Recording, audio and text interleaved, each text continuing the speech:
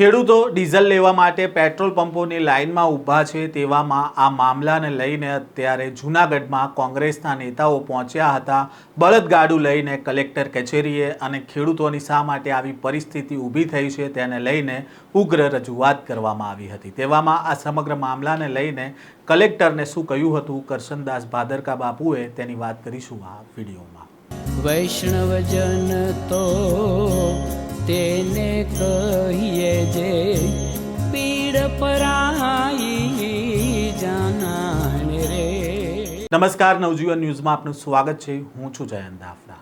સૌરાષ્ટ્રમાં છેલ્લા ઘણા દિવસોથી પેટ્રોલ પંપ ઉપર ખેડૂતો છે તે ટ્રેક્ટરો લઈને ઊભા છે। એક તરફ ચોમાસું નજીક આવી રહ્યું છે, ખેતીનો સમય છે, પરંતુ ડીઝલના અભાવે તેઓ અત્યારે પેટ્રોલ પંપોની લાઈનો પર ઊભા રહેવા માટે મજબૂર થયા છે અને ખેડૂતોને ચોક્કસ માત્રામાં ડીઝલ આપવામાં આવી રહ્યું હોવાનો પણ આરોપ લગાવવામાં આવી રહ્યો છે। તેવામાં આજે કોંગ્રેસના નેતાઓ બળદગાડું લઈને વિરોધ પ્રદર્શન કરવા માટે કલેક્ટર કચેરીએ પહોંચ્યા હતા। સાથે જ અત્યારે ખેડૂતોની જે પરિસ્થિતિ છે તે મામલે કલેક્ટરને આવેદનપત્ર પણ આપવામાં આવ્યું હતું અને આ મામલાને લઈને કોંગ્રેસના નેતાએ કહ્યું કે પહેલાં નોટબંધી વખતે બેંકોમાં લાઇનમાં ઊભા રહ્યા, પછી કોરોના વખતે ઇન્જેક્શન લેવા માટે લાઇનોમાં ઊભા રહ્યા અને અત્યારે ડીઝલ લેવા માટે લાઇનમાં ઊભું રહેવું પડે છે અને ક્યાં સુધી હવે અમે લાઇનમાં ઊભા રહીશું તે પ્રકારનું તેમણે નિવેદન કર્યું હતું। સાથે જ આ મામલાને લઈને પહેલાં તો શું કહી રહ્યા છે કોંગ્રેસના નેતા કરશનદાસ બાપુ તેમને પણ સાંભળીએ।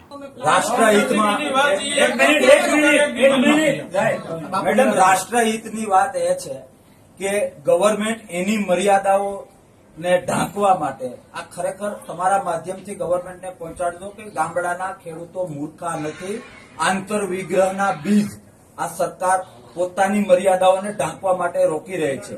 કવર ફાયરિંગ આપીને ભાવ વધાર્યા છે એને પેલા અછત ઊભી કરી તે પછી અચાનક ભાવ વધી ગયા કે ભલે ભાવ વધી જાય એટલે ઓહાપો ના થાય।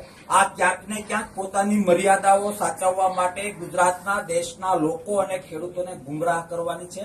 અમે તમારા માધ્યમથી બે હાથ જોડીને વિનંતી કરીએ કે ગવર્મેન્ટને કહો કે ઓથેન્ટિક આંતરરાષ્ટ્રીય લેવલે એની વાહ કરનારા નહીં, દેશના આવતીકાલના અર્થતંત્રને પ્રેમ કરનારા અર્થશાસ્ત્રીઓ વિધિને શોર્ટ પીરિયડ એ ટીવીના માધ્યમથી કે કોઈ પણ માધ્યમથી દેશ અને ગુજરાતના ખેડૂતોને સ્ટેટમેન્ટ આપે કે આવી પરિસ્થિતિ પોતાની મર્યાદાઓ ઢાંકવા માટે કર્યું છે કે બીજું કોઈ કારણ છે। અધરવાઇઝ લોકોને લોકશાહી ઉપરથી ભરોસો ઉડી રહ્યો છે જે મહાભારતની આવતીકાલ માટે અને આવતીકાલના અર્થતંત્ર માટે ખૂબ જોખમ છે। એટલે મોદી સાહેબને કહેજો કે પોતાની મર્યાદાઓ ઢાંકવા માટે ખેડૂતોની આંખમાં ધૂળ નાખવાનું બંધ કરે। આપે સાંભળ્યા કરશનદાસ બાપુને, જેમણે કલેક્ટર કચેરીએ પહોંચીને ઉગ્ર રજૂઆત કરી હતી અને ખેડૂતોની શા માટે આવી હાલત થઈ છે તેને લઈને તેમણે રજૂઆત કરી હતી। તો બીજી બાજુ જે પ્રકારે મહારાષ્ટ્રમાં ખેડૂતોનું 2 લાખ રૂપિયાનું દેવું માફ કરવામાં આવ્યું છે તેને લઈને પણ કરશનદાસ બાપુએ પ્રતિક્રિયા આપી છે। પહેલાં તો જે મહારાષ્ટ્ર સરકાર દ્વારા ખેડૂતોનું દેવું માફ કરવામાં આવ્યું છે તેને લઈને શું કહી રહ્યા છે કરશનદાસ બાપુ તેમને સાંભળીએ। ભાજપ સરકારને મારે કહેવું છે કે તમારા પાપે ગુજરાતનો ખેડૂત દેવામાં ડૂબી ગયો છે। તમે જો મહારાષ્ટ્રમાં દેવું માફ કરી શકતા હો તો ગુજરાતના ખેડૂતોમાં શું તમને કાળોતરો દેખાય છે? નથી તમારે સ્વામીનાથન રિપોર્ટને મગજમાં લેવું, નથી તમારે ભાવાંતર યોજનાને મગજમાં લેવું। ખેડૂતો દેવું મોજ શોખ માટે નથી કર્યું, ફરવા માટે ને તાગડ ધીન્ના કરવા માટે નથી આવ્યું। બિયારણ હોય, ખાતર હોય, દવા હોય, એ બધું તમે મોંઘું કર્યું છે। તમારી નબળી નીતિઓને કારણે ખેડૂત જ્યારે કઈ પણ વસ્તુ ખરીદવા જાય છે તો એ મોંઘું થાય છે અને જ્યારે એની ઉપજ, એનો પાક એ વેચવા જાય છે ત્યારે એને ભાવ નથી મળતો, ખર્ચો વધી જાય છે ને એટલા માટે સરકાર તમારા પાપને કારણે, તમારી ખરાબ નીતિઓને કારણે આજે ગુજરાતનો ખેડૂત દેવામાં છે। જો મહારાષ્ટ્રમાં દેવું માફ કર્યું તો ગુજરાતમાં પણ માફ કરો। કપાસને ઝીરો ડ્યુટી કરી, કોના માટે? કોને સાચવવા માટે? ખેડૂતને શા માટે સાયલેન્ટલી તમે મર્ડર કરી રહ્યા છો ખેડૂતોનું?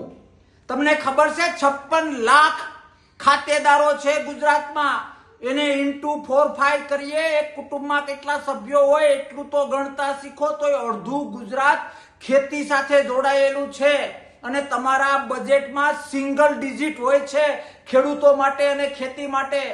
શા માટે કૃષિ પ્રધાન ને ખેડૂત પ્રેમની વાહિયાત વાતો કરીને ખેડૂતોને મરવા માટે તમે મજબૂર કરો છો?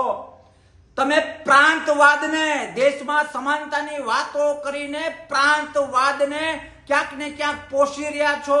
જો મહારાષ્ટ્રમાં માફ થઈ શકતું હોય તો ગુજરાતના ખેડૂતોનો વાંક શું? ગુજરાતના ખેડૂતોએ તમને મત આપ્યા છે, ત્યાં બેસાડ્યા છે. ક્યાંક ને ક્યાંક મોંઘવારી, જો ખેડૂતોને ભાવ મળે તો અન્ય પ્રોડક્ટનો ભાવ વધે ને એ મોંઘવારીને લીધે તમારી સરકાર જતી રહે. એમ તમારી સરકાર, તમારી સત્તા ભાજપ સાચવવા માટે તમે ખેડૂતોને શા માટે આવો ત્રાસ આપો છો? 10 દિશાઓમાંથી તમે ખેડૂતોને હેરાન કરો છો.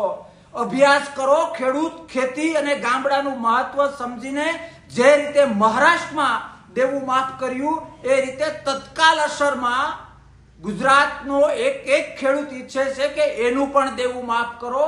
માત્ર તમારી સત્તા ટકાવવા માટે, તમારી અનીતિ અને અણઆવડતને સાચવવા માટે ખેડૂતનો ભોગ ન લ્યો. દેવું માફ કરો અને ખેડૂતોને યોગ્ય ભાવ આપો કે ભવિષ્યમાં પાછું દેવું ન થાય. હું રિપીટ કરું છું કે ખેડૂત ઉપર જે દેવું થયું છે એનું કારણ સરકાર તમે જ છો.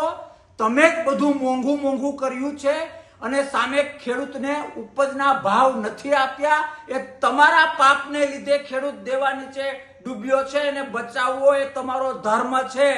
મહારાષ્ટ્રમાં જેમ દેવું માફ કર્યું એમ 1 કલાક બગાડ્યા વગર ગુજરાતમાં પણ ખેડૂતોનું દેવું માફ કરો તો જ કહેજો કે તમને ખેડૂત, ખેતી અને ગામડું વાલું છે. બાકી ઘર ભેગા થાઓ. જય હિન્દ, ભારત માતા કી જય. જય જવાન, જય કિસાન. આપે સાંભળ્યા કરશનદાસ બાપુને. તેમણે કહી રહ્યા છે જો મહારાષ્ટ્રની સરકાર તેમના ખેડૂતોનું દેવું માફ કરી શકતી હોય તો ગુજરાતની સરકાર શા માટે ખેડૂતોનું દેવું માફ નથી કરી શકતી? ત્યાં પણ ભાજપની સરકાર છે તો પછી ગુજરાત સાથે કેમ અન્યાય થઈ રહ્યો છે તે પ્રકારનું તેમણે નિવેદન કર્યું છે. સાથે જ ગુજરાતના ખેડૂતોનું દેવું છે તે પણ માફ કરવામાં આવે તેવી તેમણે માંગ કરી છે. હવે આ મામલાને લઈને હવે સરકાર ખેડૂતો માટે શું વિચારે છે તે તો જોવું રહ્યું. આ પ્રકારના સમાચાર અહેવાલ સાથે ફરી મળીશું. નવજીવન ન્યૂઝ સાથે જોડાયેલા રહેજો.